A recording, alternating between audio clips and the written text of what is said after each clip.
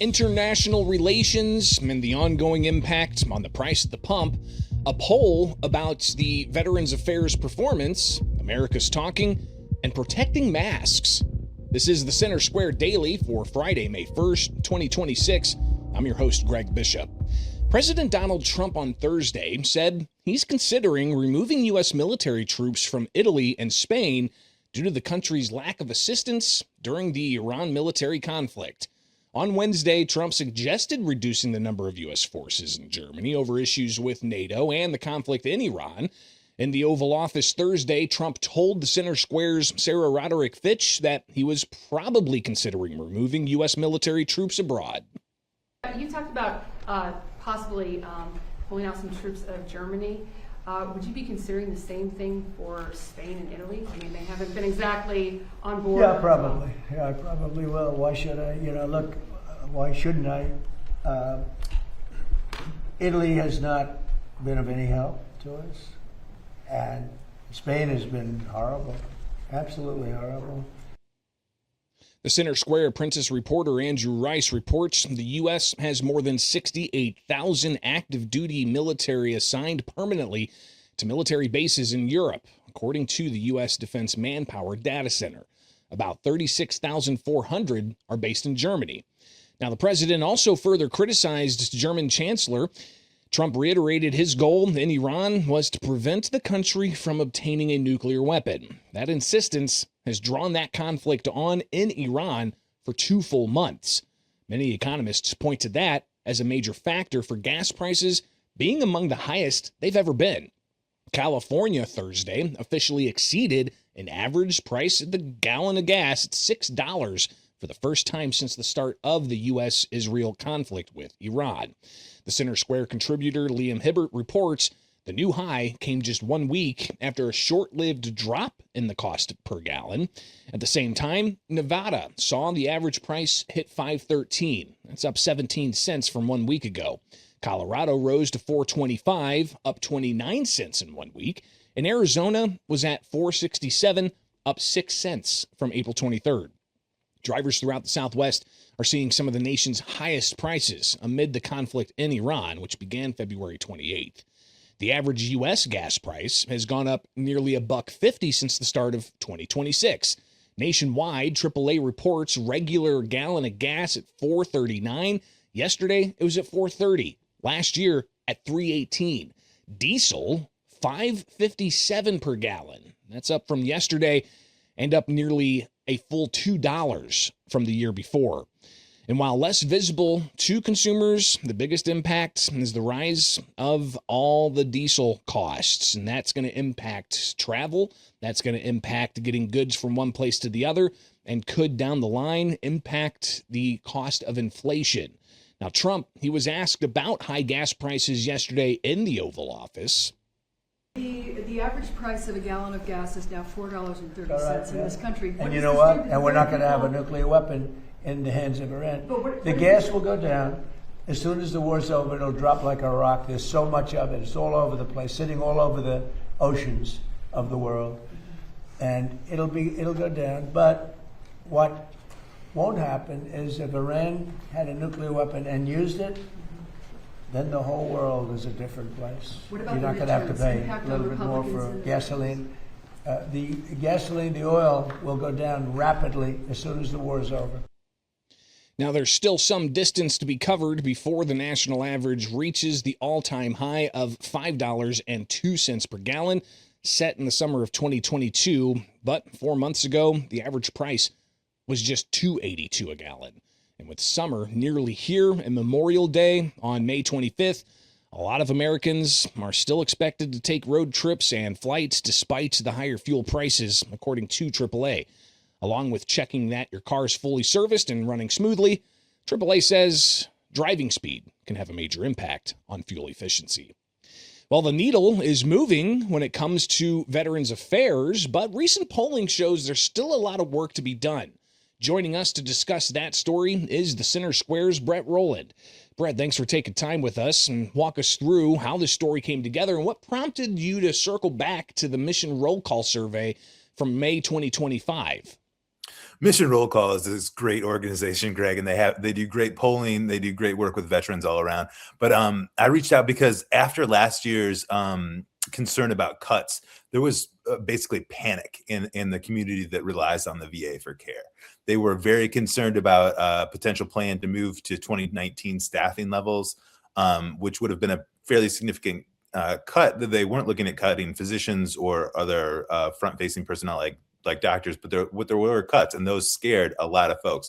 So at the time, there was panic within the community. So I wanted to check back with Mission Roll Call and CEO Jim Whaley to see just how things had changed over the year, and things really have changed. Remember, the VA is the U.S.'s largest integrated health system, and it's got a lot of hospitals, a lot of patients. Let's take a look at some of the data that was from your 2025 review of Mission Roll Call's survey, where they talked about 44% were very concerned at that time about proposed VA reductions, 40% saying proposed cuts caused stress and other medical concerns. What does the survey suggest from 2025 were some of the major things that they probably had heard from news reports about what the proposed cuts could do to their care? So it's in some ways, it's anytime you hear about cuts to your sole source of medical care, which a lot of these veterans do rely on the VA for their sole source of medical care. So, they were really concerned about that. And it was among the highest polls we've seen showing just how widespread that concern was. But the new poll looks to be a little bit more nuanced and shows data different. Things went differently than everyone had expected. Now let's take a look at some of the data we have here from the 2026 Mission Roll Call survey. About 2,200 veterans saying that 38% performance improving with the VA. Now 17% said that it's worsened, but that's a plus 21 net positive score. What are some of the things behind that? So there's a bunch of things, and the VA Secretary Doug Collins is doing a lot of stuff. He's gotten in front of veterans. He's reached out to a lot of veterans groups. He's done some great work. And he's also had a lot of restructuring. I mean, remember, this is a very large hospital system that's run by the government with a lot of moving parts. So he's had to reschedule. He's had to look at those proposed cuts. They haven't implemented as many of those cuts as people may have thought. There have been some reductions, but it looks like they haven't affected front-facing patients very much from this survey, and Mission Roll Call has been doing these surveys for a long time. Now, Mission Roll Call's latest data also suggests people are seeing better quality of care versus those who are reporting a decline. This seems to be one of the largest net positive scores that you reported on, Brett. Yes, that certainly was a big one. To get 37% of any group to say that something's improving is a big deal. And Mission Roll Call, I know, share these results directly with the VA, and they know that they have places they can improve. But I think that they were pretty pleased with this survey. Another area, improved timeliness. Of course, I know a lot of people who go and get medical care and they have to wait to get a scan done, or they have to wait in the office, or even to get a call back. But 38% reporting the improved timeliness, another a pretty big area there. And as you mentioned earlier, Brett, 73% of those surveyed rely on the VA as primary care. So Doug Collins has been focused on this, and he's said as much in interviews and public statements. But his number one goal is taking care of those veterans and their families. And despite all those panic fears about cuts last year, it looks like things have mellowed out a bit, and we actually see people saying the VA is doing a better job. Collins has also made a pretty strategic effort to reduce wait times and delays and over backed up paperwork. So that's been a big goal of the administration under Trump with Collins at the helm. Yeah, so a lot of the concerns seem to be fading away a little, improved perceptions there, but you've also got, the issue of areas of concern, maybe, right? What are the biggest red flags that you see in some of the areas of improvement that are needed? So this is it's a really big healthcare system. Veterans are a complex population of patients. We have all different types of veterans, all different ages, all different health um, care levels. So we've got a lot of people to serve, and they for the most part see improvements, but they definitely want more out of the VA. The VA is never going to get top marks from this group, but to see the amount of improvement we have seen is pretty remarkable. I mean, the standard's pretty high, right? I mean, these men and women go into harm's way, volunteer for this type of service, and they just want to be taken care of whenever they get done, or be taken care of while they're in. And clearly, it's a major thing that Mission Roll Call is trying to keep the pulse of within the veteran community. So obviously, Mission Roll Call, they're doing these surveys. You're going to be checking back in with them and tracking this to see how the perception is, how the quality of care is, the timeliness of all of these things. Is this useful for Congress? How is this type of report going to be used by those decision makers who make the call into how much is going to be going to fund the VA? My guess is that those lawmakers will be looking at this study and others as they review VA budget requests for the coming year. So the VA is already ramping that plan up.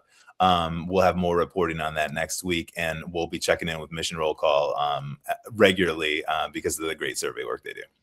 Well, greatly appreciate your reporting as always, Brett Rowland, and we'll definitely check back in with you in the future on that and plenty of other stories. Now it's time for America's Talking, with headlines from across the country that you can find in the description below or in your inbox with the Center Square newsletter, free at thecentersquare.com. National Teachers Union spent over $1 billion on political activity and advocacy since 2015. That's according to a new report by Defending Education. Reports shared with the Center Square education reporter Esther Wickham found the American Federation of Teachers and the National Education Association together directed $669 million in federal political spending and an additional $336 million in state and local spending. According to the findings, unions and affiliated groups spent approximately $7.2 million opposing school choice initiatives in Kentucky. $4.3 million was spent to repeal similar policies in Nebraska, and more than $4.2 million was spent to oppose school choice efforts in Maine. Now, this report also points to union involvement in broader political and social movements, including activities tied to May Day demonstrations, where some groups promoted students to participate in protests related to immigration enforcement. Investigation by the U.S. House of Representatives and its respective Committee on Ethics is welcomed, says a North Carolina congressman. Responding to a published report citing sources, Republican U.S. Representative Chuck Edwards said there's no surprise in false accusations. He cited the nation's political climate. The Center Square managing editor Alan Wooten reports Edwards is bidding for a third term in November against Democratic challenger Jamie Agger. Farm working families could benefit from proposed funding changes to a home energy program in California if lawmakers grant an extension to spend up to $10 million to heat or cool farm worker housing, according to documents from the Assembly Budget Subcommittee on Human Services. Now, changes to funding for such programs and services could be reflected in California Governor Gavin Newsom's revised budget proposal, which lawmakers anticipate will be released in the next couple of weeks. The Center Square California reporter Madeline Shannon reports officials with the Department of Community Services and Development proposed changes to the Low-Income Weatherization Program, which uses greenhouse gas reduction money to pay for low-income families and farm-working families to heat or cool their homes without increasing their energy bills. California is facing a $35 billion budget shortfall for the coming fiscal year, starting July 1st. And in Florida, Border Patrol agents working in Tampa have arrested their 1,000th child sex offender in just 4 months. The Center Square contributor Bethany Blankley reports agents working out of the U.S. Customs and Border Protection Miami sector's Tampa station, one of the oldest Border Patrol stations in the country, The 1,000th arrest was of a Trinidad national who was in the U.S. illegally on an expired visa. His criminal history in the U.S. dates back to 2015 when he attempted to evade prosecution on child sex offense charges. After he was released from prison last December, he wasn't deported. He moved to Baltimore, Maryland, then returned to Florida, where CBP said he was arrested this month. He remains in U.S. Immigration and Customs Enforcement custody and is being processed for removal. And that's just some of what America is talking about. Get these and other headlines at thecentersquare.com. We'll be right back.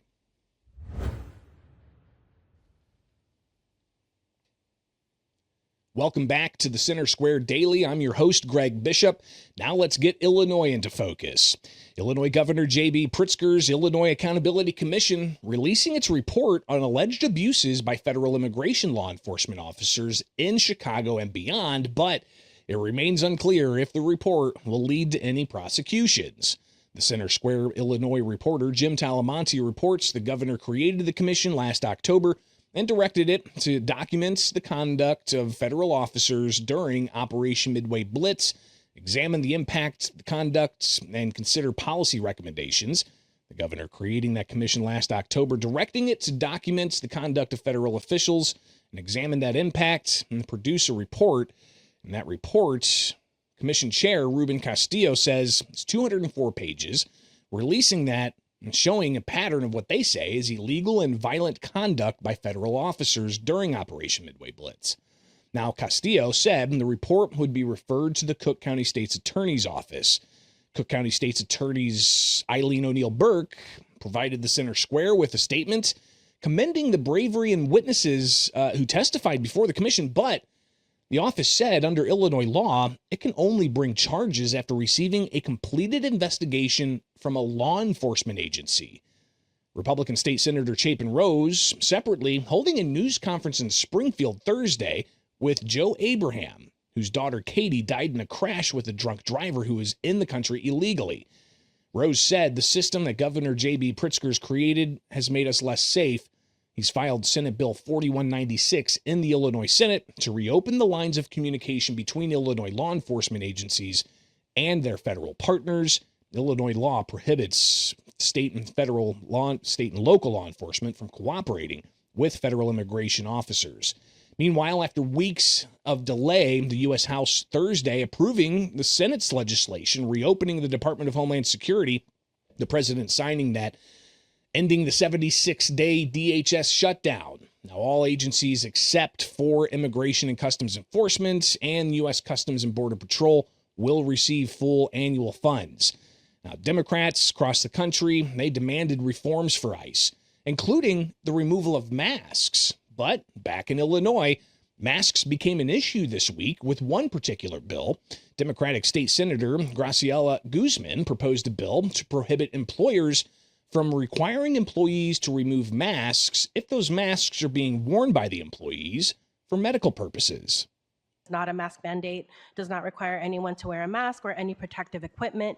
It protects the right of people who choose or need use protective medical equipment to do so without punishment or discrimination. I urge and I vote. Thank you. Now, Republican State Senator Sue Rezin, she questioned how that will impact employers looking to enforce uniform standards.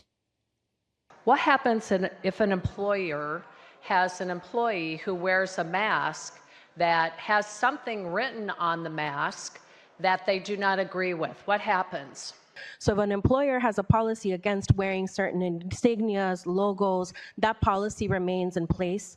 An employer is permitted to ask an employee to wear protective medical equipment that complies with their personnel policies. So let's say that someone were to don a mask that had something inappropriate that was not conform to the uniform policy, they can ask them to switch their mask to something that is in compliance with the uniform policy, but they cannot deny their ability to wear the mask.